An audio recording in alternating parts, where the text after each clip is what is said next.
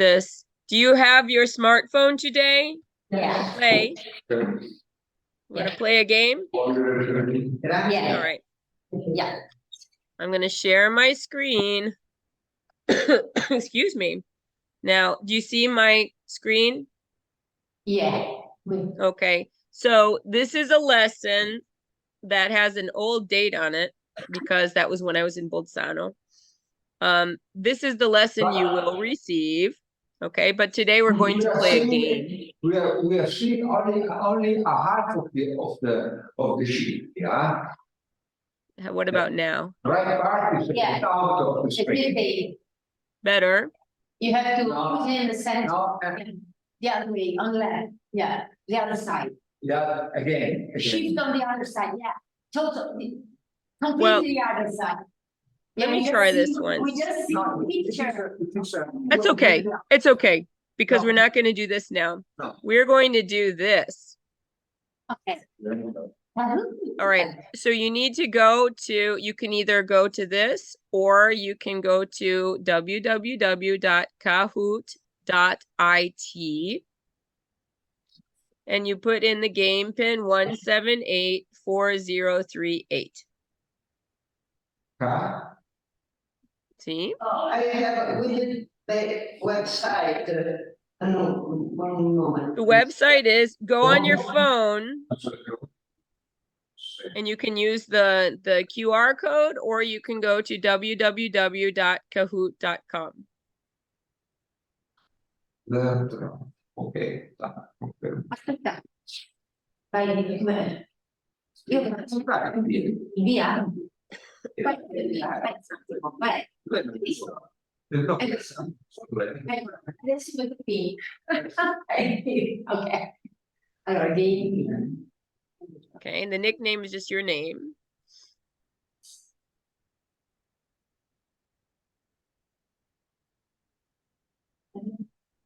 Nickname. Oh, look at those beautiful profile photos. Lanfranco and Bruna. Who are we waiting for? For me, of course, tick, should be there. Yeah, I'm there. Oh, what is that?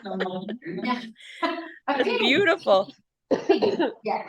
Okay, Great. excuse me. Okay. Today, I have a cold. You can hear me. My nose is stuffy. I have a little bit of a cough.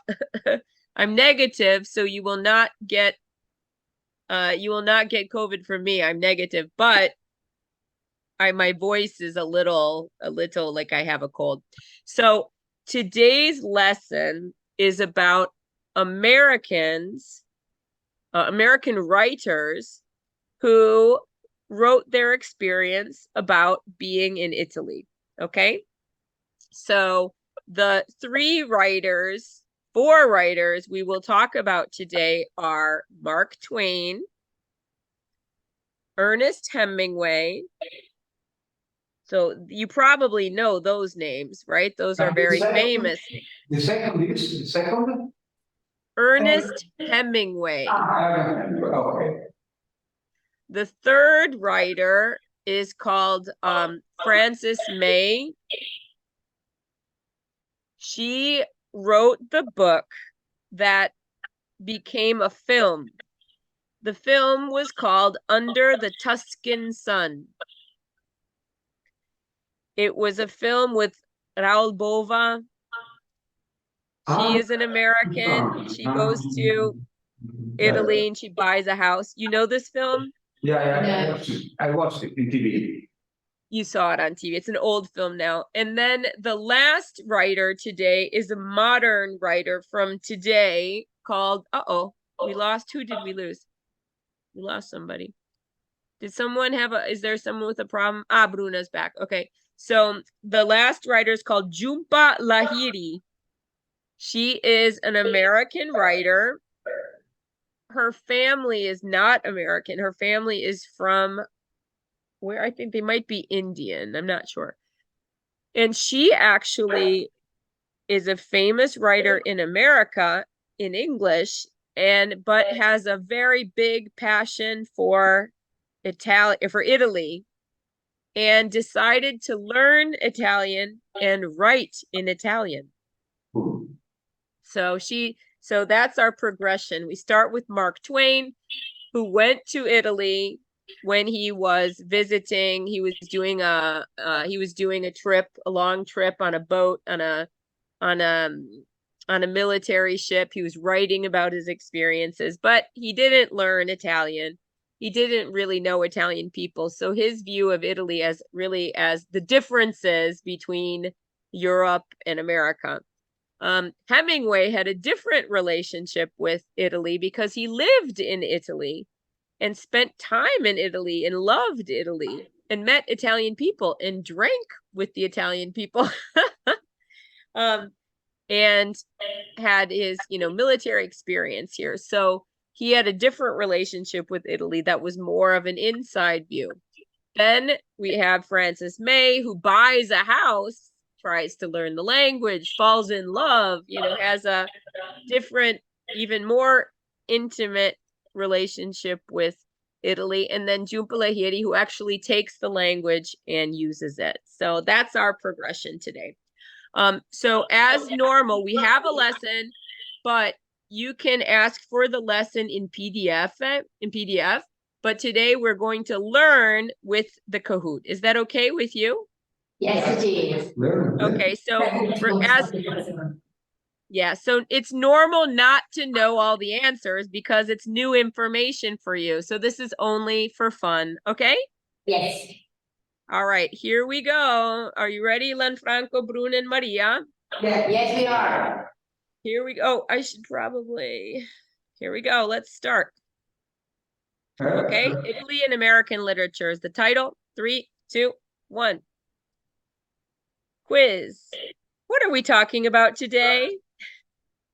Americans in Italy and American literature, red. Yellow, Gertrude Stein. Blue, American accents. Or green, coffee cake. We don't see well, eh? No. Yeah. I think I'm having some internet problems. The quality is bad. We don't see the 4 answers. You can't see the. Okay, let's ask for Simone. That was a problem last time.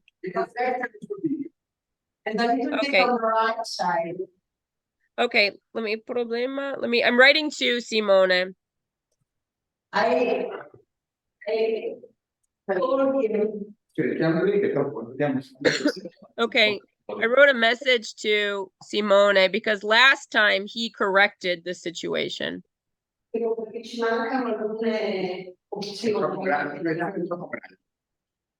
Okay.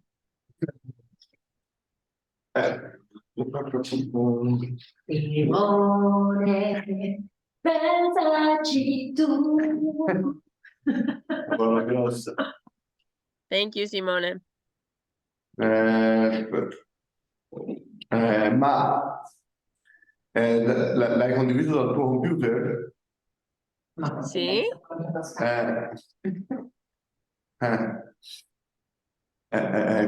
Quindi devi lavorare sul tuo computer. Chiudi un attimo, fammi vedere cosa c'è sul computer. Cosa devo fare? Abbassa un po'. Abbassa un po'. Abbassa cosa?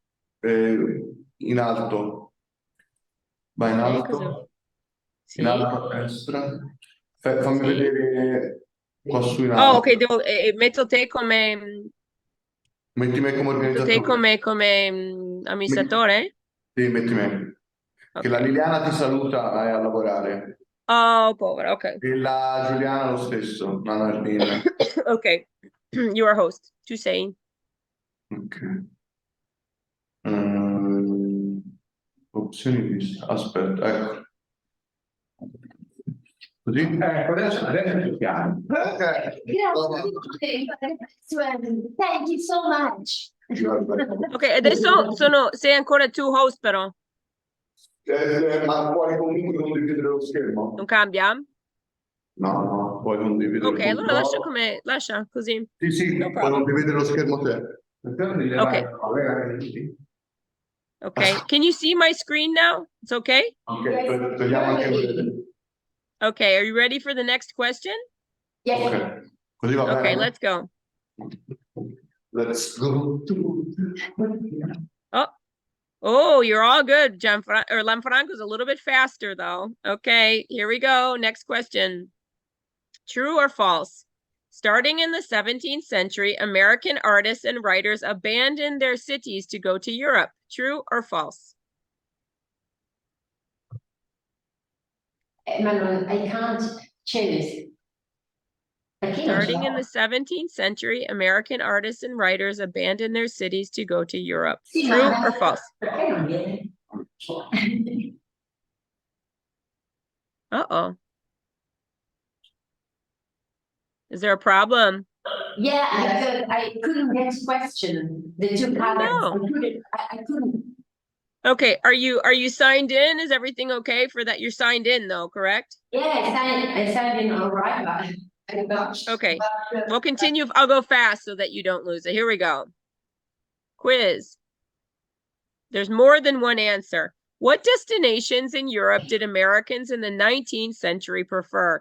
Red is England, yellow is Mexico, blue is Italy, green is Belgium. What destinations in Europe did Americans in the 19th century prefer? So this is in the 1800s. Ottocento. Fai chiamare il 3%. perché non funziona? Funziona. Very good. I'm I'm gonna go fast because so that your phones stay in. Good job. No. Ready? Quiz. No, un attimo, stop. Uh-oh, I can't stop it though. No. Okay, the following American writers spent significant time in Italy. Ernest Hemingway, red. Mark Twain, yellow. Jhumpa Lahiri, blue. Francis Mays, green. Ce lo fai, è arrivato adesso? Sì, ma non devi che devi solo schiacciare che basta. Hai schiacciato e basta, e poi basta. E poi io non faccio invio neanche io, Tu non mi Invio dici. neanche. Ma non c'è invio. Anche da me c'è. Ma non l'ho mai fatto. You okay? C'erano due delle risposte giuste? Sì, io ho visto 3. No, solo only one Hemingway or others, or other All of them, all 4 answers were correct. Okay, ready? Continue? Yes, please. Okay, puzzle. Put the American writers in chronological order, okay? So Francis Mays, Mark Twain, Ernest Hemingway, Jhumpa Lahiri. You have to put the first one as the, oldest one to the newest. Click and drag. You can push it and move it. Oddio. Maybe. No, it doesn't work. It doesn't work. Qui here. Oh.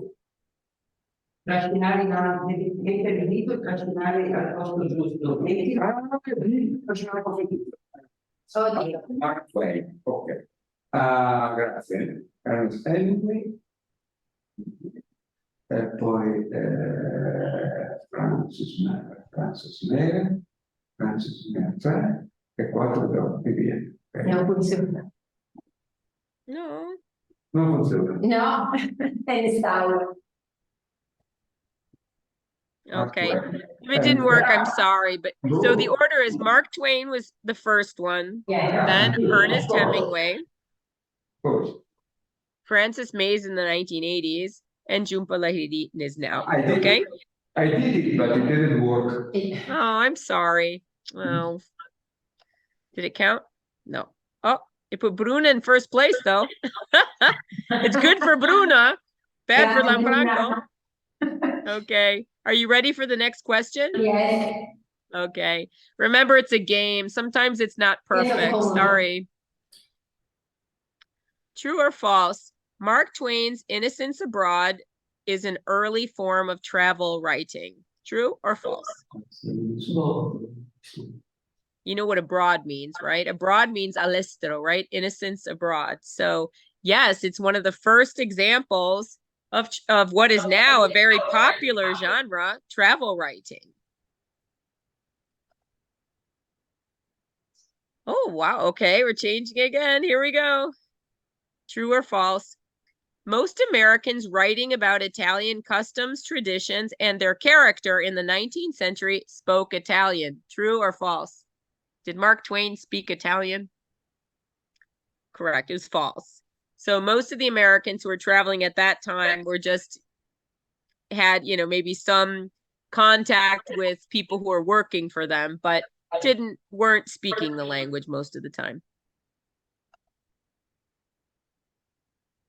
There we go. True or false? American writers tended to emphasize similarities between Italy and the United States in their work. True or false? Did they emphasize similarities? False, right? They were looking at differences. Oh, this place is so different, right? Lanfranco is back in the game, followed by Bruno and Maria. Let's go. Quiz. Please.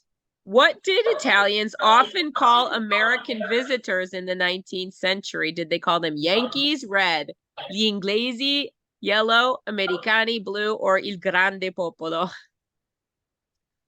What did Italians call American visitors in the 19th century? No. They called them the inglesi. Probably because they spoke English. They didn't make a difference between English and Americans. Excuse me. Okay. All right. What surprised Italians most about the Americans visiting Italy? Their excellent Italian, red, their light skin, yellow, blue, their knowledge of dialects, or green, their blue jeans. Remember, we're still in the 1800s.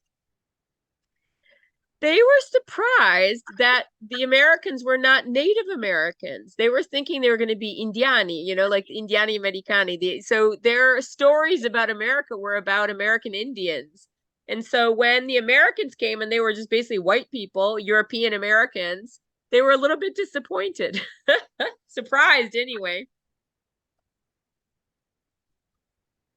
Oh, good one, Franco. Next question. True or false? One of the first American consulates in the world was in Trieste, Italy. True or false?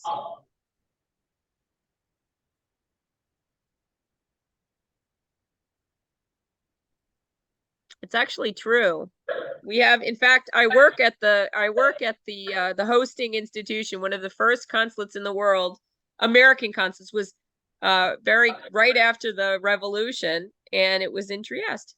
And it was open until, the same one in Trieste, it was open until 2007. But Trieste was not Italy. But Trieste was Italy till 1918. Right. Exactly. Well, but it was always in Trieste. Trieste always existed. The consulate was in Algeria, not in Italy. Right. That's true. Not in Italy.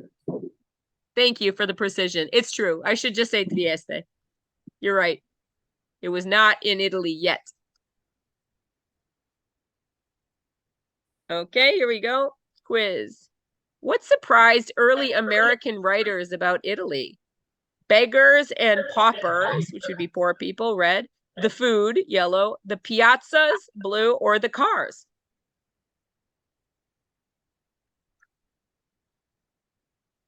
Yeah, the Americans were, because the first Americans who were, coming to write about Italy, we did not have that division yet of rich and poor because it was a new country. And so it was surprising for people like Mark Twain to come to Italy and see people who were poor. Yeah, yes. I read about Isn't that crazy? Now we have many poor people, but back then, if you went to America, usually, it was people who could afford to be there. So that was something that was kind of surprising for people to see people asking for money outside of the churches. And Mark Twain talks a lot about that juxtaposition between the very rich architecture, beautiful churches, opulence, and then the poor people outside. It was kind of shocking for someone like him. Yes, okay. In TV yesterday, they talk about the Italian trip of Melville.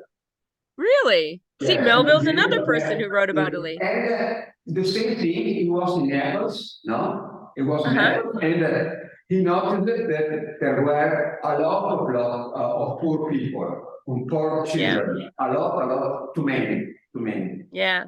Isn't that interesting? It's very interesting, right? And also, I think for the Americans going to Italy at that time, these were Protestants also with a more modest church. So the Catholic, the beautiful Catholic cathedrals were very, wow, very beautiful, but very sort of shocking for them because the Protestant ethic says, you know, modest churches, etc. So there were a lot of that sort of difference was shocking. Okay. There we go. Next. True or false? American writers in Italy were mostly Protestant. True or false? Yeah. Mark Twain was definitely Protestant. He was from, you know, Missouri, still very Protestant place. And in fact, a lot of the things that he writes about are very clearly through the eyes of a Protestant. Protestants who, you know, believe that if you work hard, you won't be poor. And so he talks about the poor people going, why aren't they working? You know, why aren't they trying harder to rebel against, you know, against the church, against, you know, because there's this idea that your situation is, you know, depends on how hard you work, right? So because that's the Protestant ethic. So, okay. Good job. True or false? Mark Twain visited Milan during his trip to Europe and the Holy Land.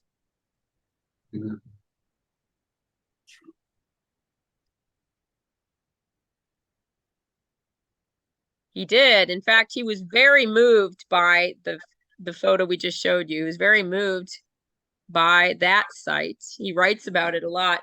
Whereas he went to Florence and he wasn't very impressed. Most Americans love Florence and don't like Milan, but he loved Milan. There was something about that that he just really, maybe it was his first look at Italy, I think. So it was important to him. True or false? This writing tool was used by writers of the lost generation in Europe. True or false? The lost generation. Who was in the lost generation? It's true. The lost generation, excuse me, included writers like Gertrude Stein and Ernest Hemingway. Okay, these were people who had lived through the war. They were a little disillusioned by it. They were doing a lot of writing and living in Europe when they could.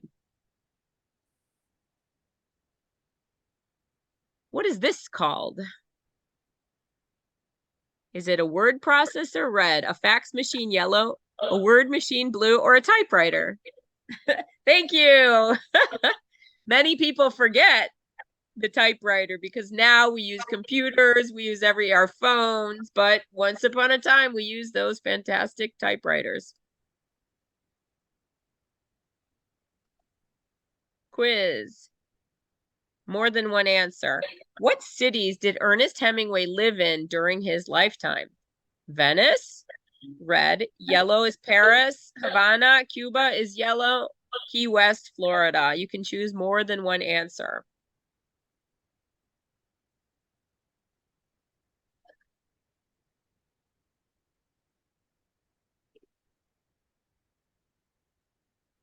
It was actually all four of them. He spent time, he lived in Venice, Paris, Havana, and in Key West.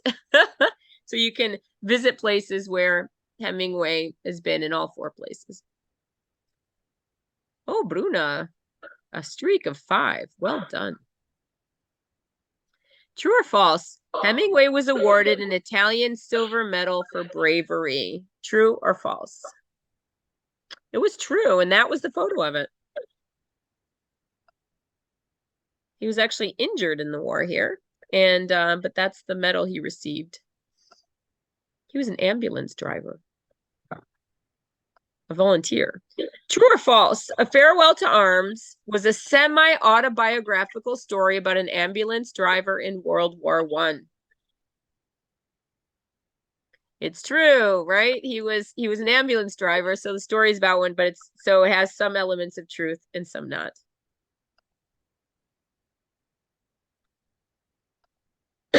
Excuse me. Ernest Hemingway was a regular at Harry's Bar in Venice. True or false? True. You know your Hemingway info, right? Good job.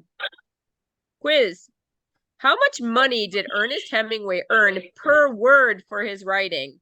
$5 red, $10 yellow, $300 blue, or 50 cents per word? He actually he was such a popular writer that at his highest point, he was making $300 per word. Wow. Much more than we make now. Okay. It's very difficult to find a writer now. Maybe Stephen King, maybe.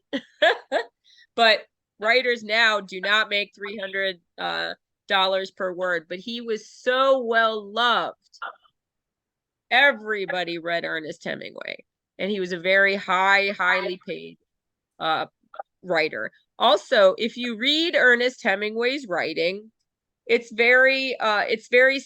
seems on the surface very simple because he was like a sculptor. He liked to take things away. And so he liked it when people would read between the lines. You know that expression, right? And he was also a newspaper man. He started out as a journalist. And so he was very aware of word count. So he liked his writing to be very, very simple, bare bones, but full of meaning. So I love teaching Ernest Hemingway because I can teach Ernest Hemingway with beginning students. I can teach Hemingway with advanced students because there's always a simple reading and a complicated reading with the same text. Okay, but very highly paid. You didn't guess it. Who could guess that? It was just a crazy $300 a word. Oh my gosh, so much money. True or false? Francis Mays wrote Under the Tuscan Sun in 1996. True or false? It's true. All right, here we go. The story chronicles her experience buying and renovating a monastery in Tuscany. Did she buy a monastery? True or false? It's false. It was just a house. I love the idea of a monastery. That's kind of fun. That was a trick question, wasn't it? All right, true or false? Under the Tuscan Sun became a popular movie with Raoul Bova. It's true. It's true. He's kind of the Italian love interest who has another girlfriend. True or false? New American writers are interested in learning Italian. True or false? It's true. So times have changed. Now there is an idea that to really understand, a culture, you need to learn the language.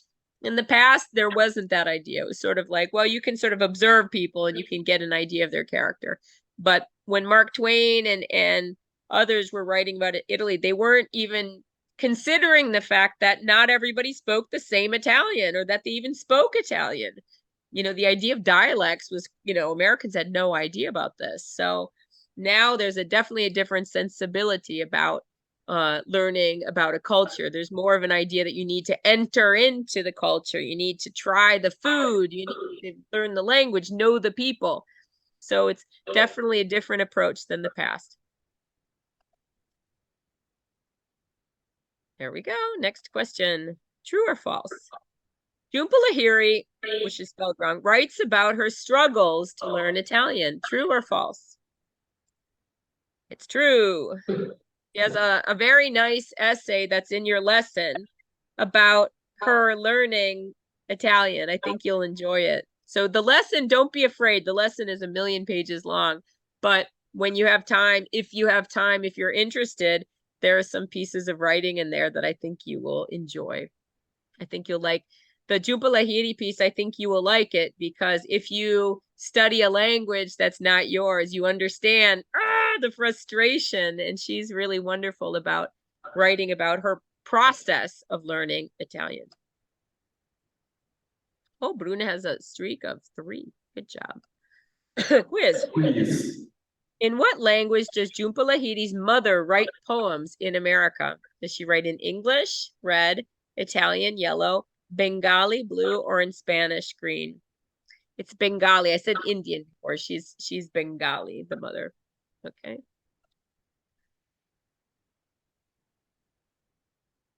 True or false? After studying Italian for 6 years, Lahiri found it difficult to understand Italian texts. True or false? No. It's true. Anybody who studies languages knows that when you try to study a language, it doesn't matter how many years, until you put enough hours in, it's really difficult to understand text. So we think of school as being years. It's not years. It's a certain number of hours. So she probably just didn't have enough hours yet to get to the point where she could be at a B1, for example, and be able to understand text better. You know, often my students say, oh, I studied English for 10 years and I can't understand. And I say, you didn't study for 10 years. You studied for 40 hours per year, maybe, and it wasn't enough. So to get to an independent level in a language, you usually need about 700 hours. And that takes a long time if you're not living in the country. That's why we learn so fast when we go to a country, if we are dedicated to learning the language, because we have more hours and we're in the correct context.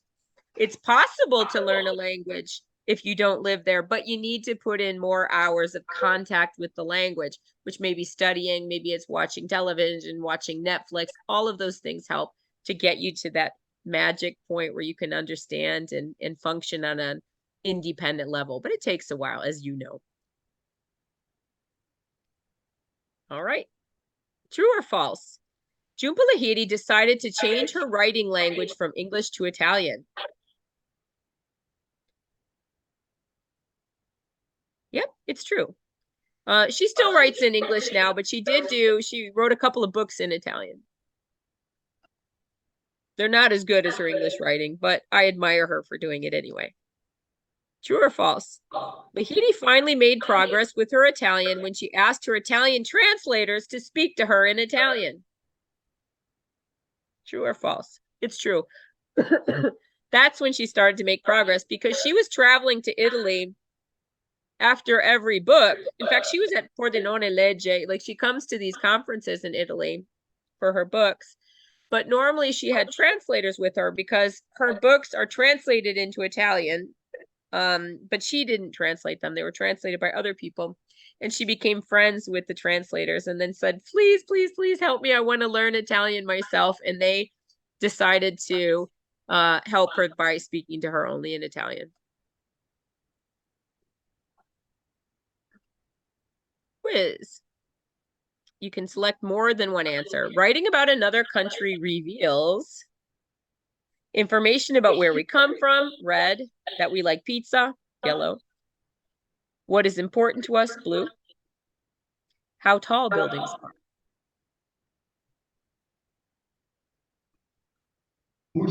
Multi answer. Huh? Is it a multi answer? I don't know, but actually there were 2 answers. Yeah, it was multi. So basically, when we read writing, I love to read writing about different countries because it really tells you something about the writer. So when we read Mark Twain talking about the Duomo, like, we know he's really talking about his own country, right? Because we're always using our own country as a comparison. So when we read these people, we're really learning more about what's important to them, you know, and where they come from. Excuse me. Quiz. What said it should say who said the best sky was in Italy or Spain and in northern Michigan in the fall? Who said this? Was it Mark Twain, red, Ernest Hemingway, yellow, Jhumpa Lahiri, blue, or Francis Mays? It was Ernest Hemingway, because he was really an outdoorsman. He loved to be outside. He was a great traveler. He was a hunter. He was someone who kind of loved to be in the outdoors. And so for him, I love that he said that when he moved to different countries, when he first moved away, that was the first moment he could write about home. He said he had to leave America to write about America. And so I think it's interesting that that he makes these comparisons about the sky. The sky, the best sky was in Italy or Spain or northern Michigan, not far from my state of Wisconsin. Okay. Who said, I had the urge to examine my life in another culture and move beyond what I knew? Was it Mark Twain, Ernest Hemingway, yellow, Frances Mays, blue, or Jhumpa Lahiri, green? It was Frances Mays. Now, Frances Mays, when she moved, she was also, I think, going through a divorce too. So she was really looking to start a new life. Okay. Which often happens if you read the book Eat, Pray, Love and saw the film. She also, it was Elizabeth Gilbert wrote that book that became a famous film. And in that film also, or in the book, in real life, when she started traveling was after a very bad, disappointing divorce and starting over, trying to learn how to move on by just changing your scenery. Sorry? Huh? Who wrote Eat, Pray, and Eat, Pray, Love. Who was the writer? Elizabeth Gilbert. Another one. Gilbert. Another one. It's a different one, yeah. But the same idea as Frances Mays. She decided to go to Italy first to just eat her way out of her sadness. Then she went to India to pray. And then she went to then she met her Bali. Where? Oh, then Bali. Okay. Or was it Italy, Bali? Then where did she go after that? What was the third one? Yeah, I don't remember. Anyway, same idea. We got to leave home to get over things. Who said to write in a new language, to penetrate its heart, no technology helps. You can't accelerate the process. Mark Twain, red. Ernest Hemingway, yellow. Frances Mays, blue. Or Jhumpa Lahiri, green. It was Jhumpa, right? Because she's the one who is writing in a new language. You guys are doing a really good job. Quiz. Italy is today one vast museum of magnificence and misery. Who said it? Mark Twain, Ernest Hemingway, Frances Mays, or Jhumpa?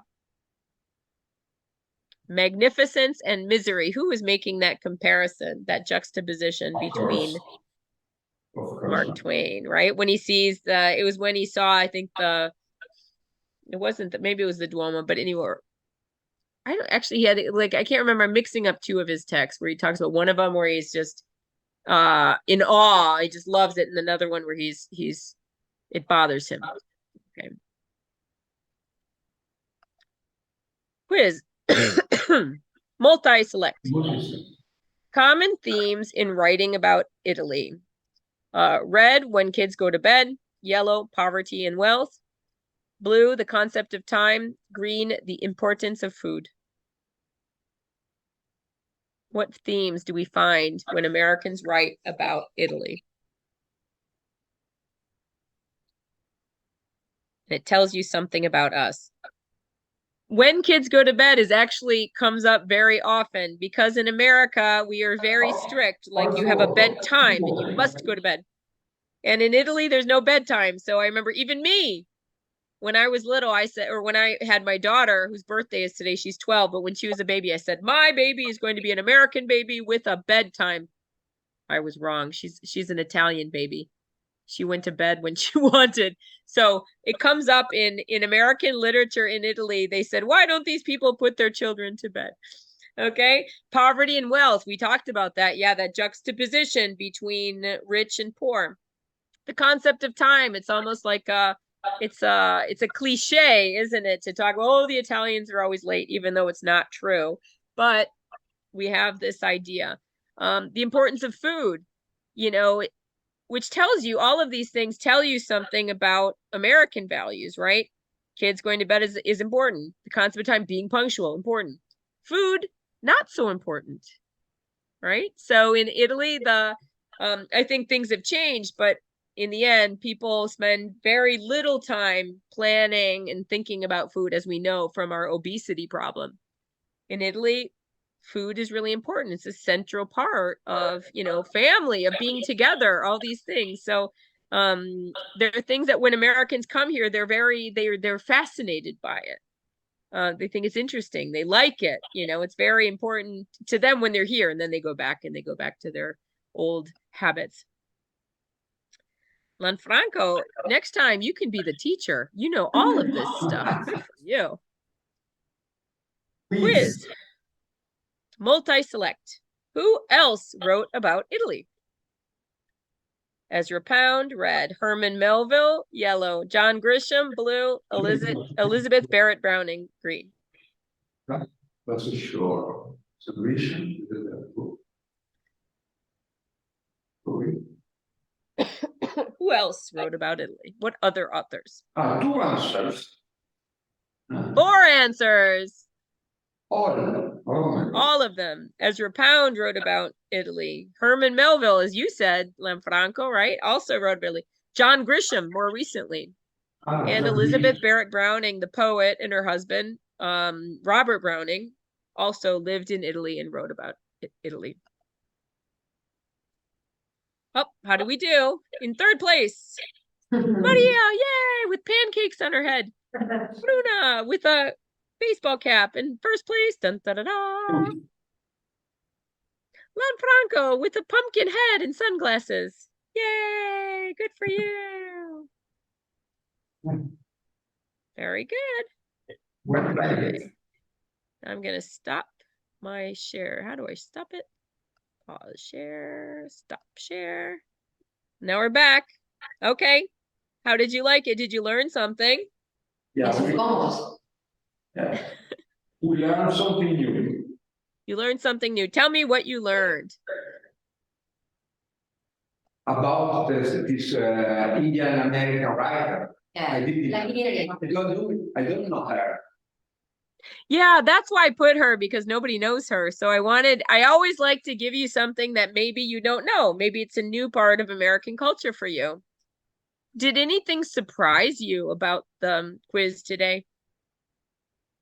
How much Hemingway got for one word. Yes, very, very impressive.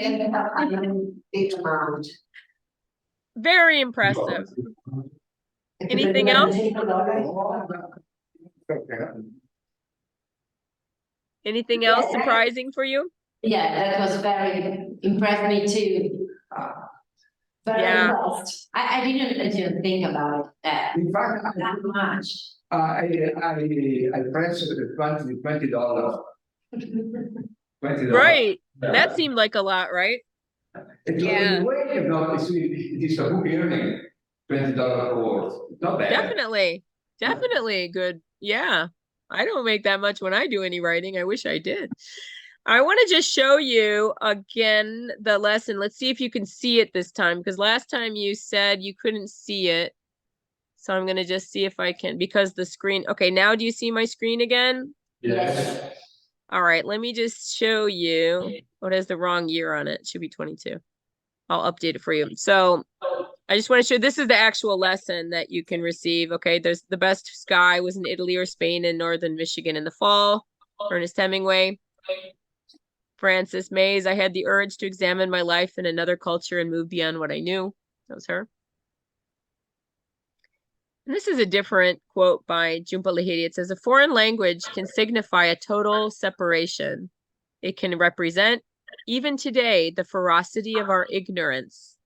To write in a new language, to penetrate its heart, no technology helps. You can't accelerate the process. You can't abbreviate it. I don't know what the is. Okay. So this is some of the information that we talked about, that the 19th century American artists went to Europe. They wanted to go to England and Italy. England, of course, because of the language, but also because of the history. Italy, because Italy is Italy. Everybody wants to go to Italy, right? They were often there for several months or years. And some decided to stay forever. Okay. You know, England was considered homeland to the arts. Okay. So people who were artists and poets loved coming to Italy. It was very exotic for them. Okay. So this is where we talked about some of those things about the differences and that kind of thing. So these are some facts that you can read up on. Okay. Then there's a little text from Mark Twain that talks about, this is from The Innocents Abroad, that talks about the difference between rich and poor that he saw. Okay. But Mark Twain too tried to study Italian. No. Mark Twain too tried to study Italian, but without success. Yeah, without success. Yeah, that doesn't surprise me. He tried. He remained in Hermini Tuscany for a while, tried to study Italian, but without success. Without success, okay. Then, so there are two texts here. One is about when he sees the Gran Duomo of Florence, and then the second text is when he sees the Milan Cathedral the first time. So in this one, he really has a really positive impression of it. Then this also talks about The Innocents Abroad by Mark Twain, just what the situation was and what he wrote.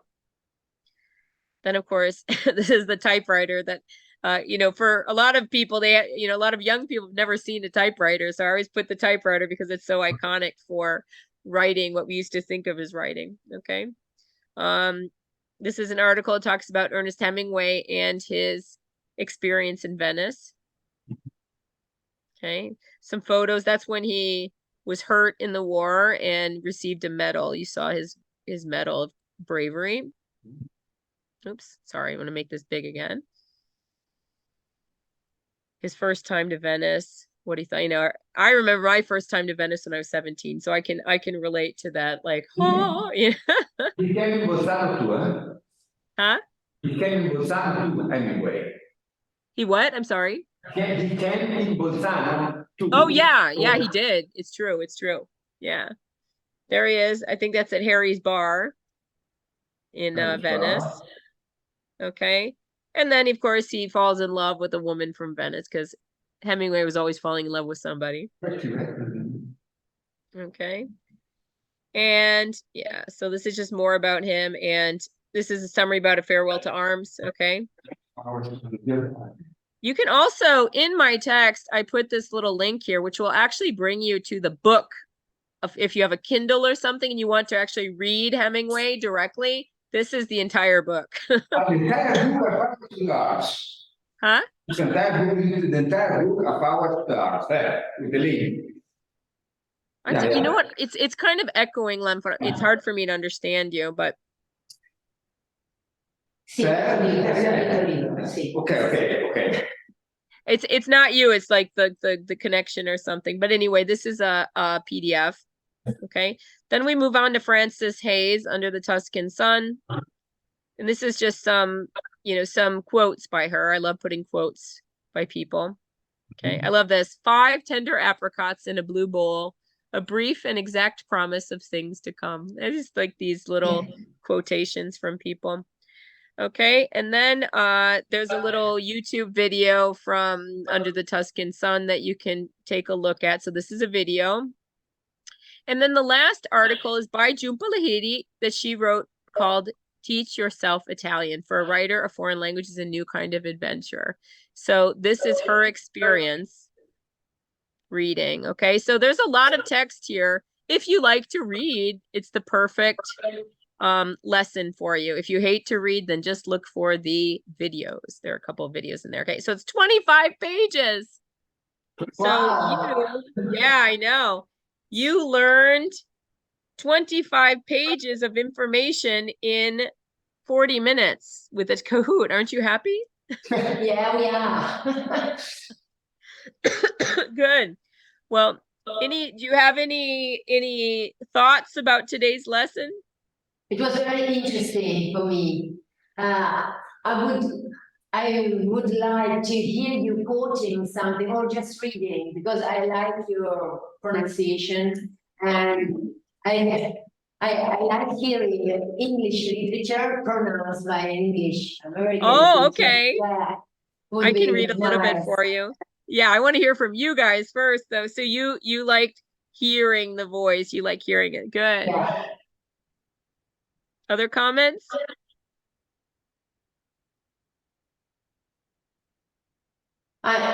Repeat, please. I'm Repeat, so- please. No, I was just saying if you have any other comments or Yeah, questions yeah. or reflections about today's Yeah. lesson. Reflections on my side. This is gonna be the last time, our last meeting. I'm so sad about this. I'm looking forward to the next cycle, next. Are we going to make some others? All right, well, that's the plan is yes. So if Okay, you like, next.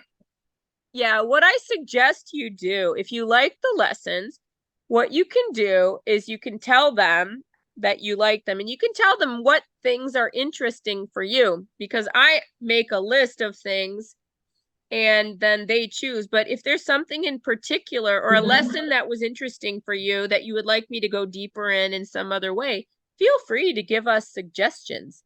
Your choice was so captivating, was so nice and amazing. I think it's a surprise, and that's a good thing too, in my Good. opinion. Anyway, whatever you like, it will be Okay. all right. Yeah. Good. Well, I'm always happy because what's interesting for me is I like to share American culture because it's, Yeah. it's what, and I like to share things that some things we know about, some things we don't know about. So I hope that the choice is something. I'm going to ask Lanfranco next time you're going to teach with me, right? Yeah, of course. But the problem is, with the computer, I don't understand with this teaching in distance. I don't hear very well.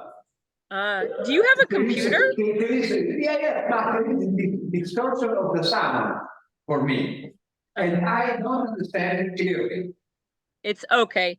So sometimes it's more difficult to understand online. If that's your situation, sometimes one solution is by actually entering with your computer with headphones. Yeah. It's much easier to understand, but I understand. But the problem is I live so far away from you. I would be very happy to be in presence, but it's a long trip for me. So I understand your frustration, but the good thing is that we can do it. But the bad thing is that it's more difficult to understand. Yeah. In a foreign language, it's more difficult. Even in Italian, it's a little bit difficult. In this class, even in Italian, no? In a foreign language, it's even more. You have to be a native speaker. Then you understand better. I understand. That's also one of the reasons that I do the game, because I feel like it's more interactive and you can read the questions. Yeah, we can read, interact. No, of course. Yeah. So you can also leave comments if you like that modality or if you don't. So feel free to give suggestions because now you are experts. So you can tell me what you want to do more of, what you want to do less of, and then I'll try to design lessons that are in line with what is interesting for you. Another question. We spoke about the poets, the writers of the last generation. Yes. And Scott Fitzgerald was in the last generation. Scott Fitzgerald. He was actually a little he was a little earlier, I think. Yeah. But I'll check. I don't normally think of F. Scott Fitzgerald as the lost generation, but because the Great Gatsby is set during the 20s, in the roaring 20s. It's true. It's such a great book. After World War I, no? Yeah, it's true. The Great Gatsby was in the 20s, in the roaring 20s. It's true. No? Yeah. And even the others, they are set between the wars, no? Also. Oh yeah, you know what? He is part of I just Googled it. F. Scott Fitzgerald is part of the lost generation. Yeah, anyway, he didn't have war experience. Yes, he did. Hemingway. No, Fitzgerald. Okay, Fitzgerald probably not. Yeah, but but they were living in that time period and talking about that. In fact, you know what? That's a lesson we can do next time. We can do one just about the lost generation. I would be so happy to do that. So I can do more research, because when I make a lesson, I learn, I learn with you. So I think it's fun. So I will definitely propose a lesson only about the lost generation. Okay. Because I love F. Scott Fitzgerald. I love Hemingway. I love these writers. So I'm very happy about that. Good. Well, I want to thank you for coming, and thank you for being the English fan club, and thank you for participating with me and being so patient. American fan club. American? Fan club. Not English, American fan club. Yeah, English too. American, well, English language. English as well. No, ma è tutta roba americana. True. L'English, Mrs. Steckley, are you in America at present? No, I'm in Trieste. Ah, you are in Trieste. Yeah. But I work at the American Corner in Trieste. So it's a little bit like America. If you come to Trieste, come to American Corner Trieste, or come to our website, and you can, we'll send you we have a newsletter we send out. If you want us to information on American things in Italy, you should write to me. In fact, I'll put my email in the chat here. It's Karoline Steckley @gmail.com. You can see that. Yeah, Caroline. Maybe, yeah, it's just my name @gmail. If you write to me and you tell me that you want to be on my mailing list, you'll get our newsletter, which is always in English and talks about what we do in English in Trieste. It's far away, but there might be something that's interesting for you. Okay. Okay. Okay, Mrs. Steckley. Thank you so much. so I hope you have a much. great day, and I'll see you next season. Thanks again for following us, for being with me. Bye. Thank you. Maybe I'll see you in Bolzano again. Bye. Bye. Thank you very much.